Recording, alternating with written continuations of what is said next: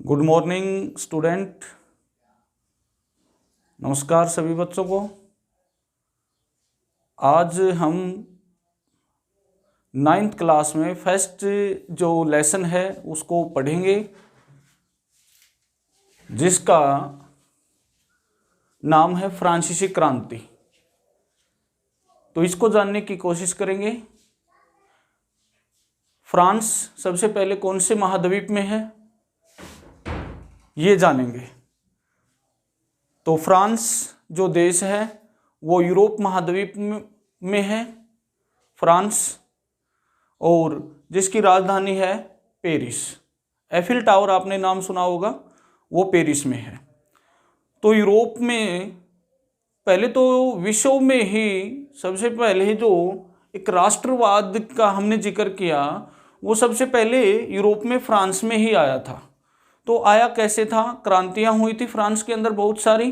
तो उनमें से एक जो मेन मुख्य है वो फ्रांसीसी क्रांति है। क्रांति आप सभी जानते हैं। क्रांति जो लड़ाइयाँ होती थी वो सम्राट के प्रति, राजा के प्रति होती थी। राजा तानाशाह होता था, जनता उस चीज़ की बगावत करती थी। तो इसको जानने की हम कोशिश करेंगे कि फ्रांस के अंदर क्रांति कैसे हुई और उस क्रांति का क्या प्रभाव पड़ा। आप सभी बच्चे ध्यान से इस लेक्चर को बिल्कुल सावधानी पूर्वक ध्यान से सुनने की कोशिश करेंगे। चलो सबसे पहले हम देखते हैं फ्रांसीसी क्रांति। तो फ्रांसीसी क्रांति फ्रांस में सन 1789 ईस्वी में हुई। तो प्रश्न आता है, अगर आपसे पूछे कि फ्रांसीसी क्रांति कब हुई, तो फ्रांसीसी क्रांति 1789 ईस्वी में हुई। 1789 में हुई फ्रांस के अंदर क्रांति। फिर दूसरे नंबर पे बात आती है कि फ्रांसीसी क्रांति हुई, उस समय सम्राट कौन था? तो उस समय लुई 16वां 1774 ईस्वी में फ्रांस का सम्राट बना था। कब बना था? 1774 ईस्वी में लुई 16वां फ्रांस का सम्राट बना था। और ये इतना तानाशाही था, इसने बनते ही वहाँ की जनता के ऊपर, फ्रांस की जनता के ऊपर टैक्स लगा दिए, बहुत सारे टैक्स बढ़ा दिए। और फ्रांस की जनता भी 3 वर्ग में बटी हुई थी।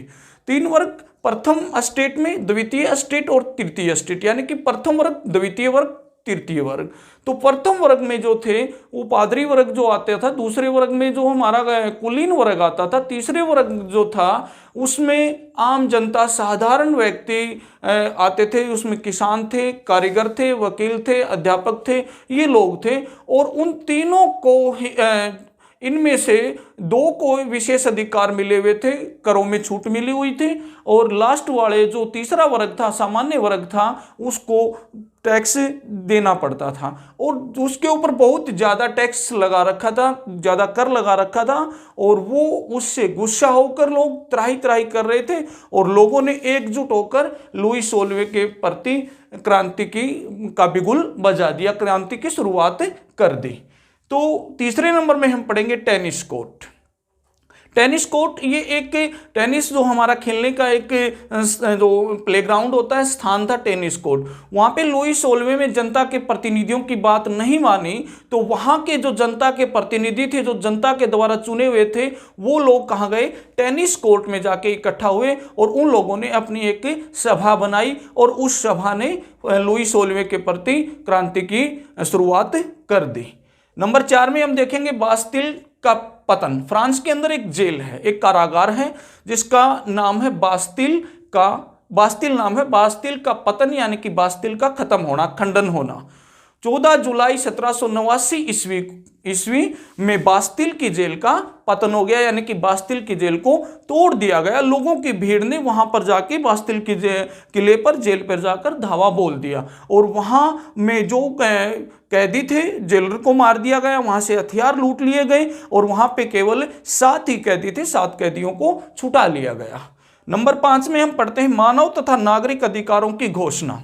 जब फ्रांस के अंदर क्रांति हुई, क्रांति के बाद वहां पे संविधान का निर्माण किया गया, तो वहां पे मानव तथा नागरिक अधिकारों की घोषणा का पत्र जारी किया गया, जिसमें मानव को एक नागरिक होने के नाते बहुत सारे अधिकार दिए गए।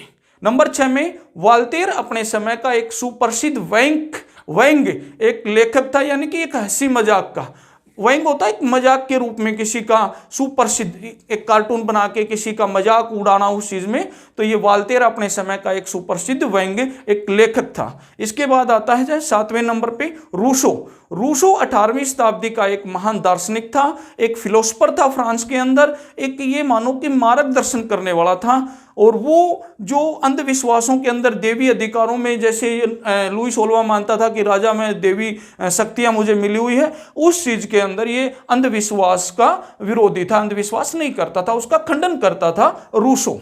फिर आता है आतंक का युग। फ्रांस के अंदर आतंक आप जानते हो, क्रांतियों का, लड़ाइयों का जो समय था, तो फ्रांस के अंदर 1793 से 1794 के बीच क्रांतियों का युग रहा। बहुत सारी क्रांतियां हुई फ्रांस के अंदर, बहुत सारा विनाश हुआ। नंबर 9 में आता है डायरेक्टरी। जब फ्रांस के अंदर लुई 16वें को समाप्त कर दिया गया, उसको शासन से हटा दिया गया, उसके बाद मैक्सिमिलियन रोबेस्पियर आते हैं, उन्होंने भी शासन किया। लोग उनसे भी नाराज हो गए। उनको हराने के बाद वो जो फ्रांस की जो शासन जो व्यवस्था थी वो सारी फ्रांस के मध्यम वर्ग के लोगों के हाथों में आ गई थी। और मध्यम वर्ग के लोगों का एक समूह था जिसमें 5-6 सदस्य थे, उसका नाम रखा गया डायरेक्टरी, नाम रखा गया उस संस्था का। उन्होंने वहां पर शासन चलाया फ्रांस के अंदर। फिर हम पढ़ते हैं नंबर 10 में नेपोलियन। 1812 ईस्वी में उसने पूरे यूरोप पर, यानी कि नेपोलियन हमने पहले भी पढ़ा, नेपोलियन का उदय होता और 1812 ईस्वी में उसने पूरे यूरोप पर अपना शासन स्थापित कर लिया था। आज के लिए इतना ही काफी है, और कल इसमें हम जो कुछ बचा हुआ है, कुछ बातें हैं, कल इसका और आगे से इसका जिक्र करेंगे। धन्यवाद।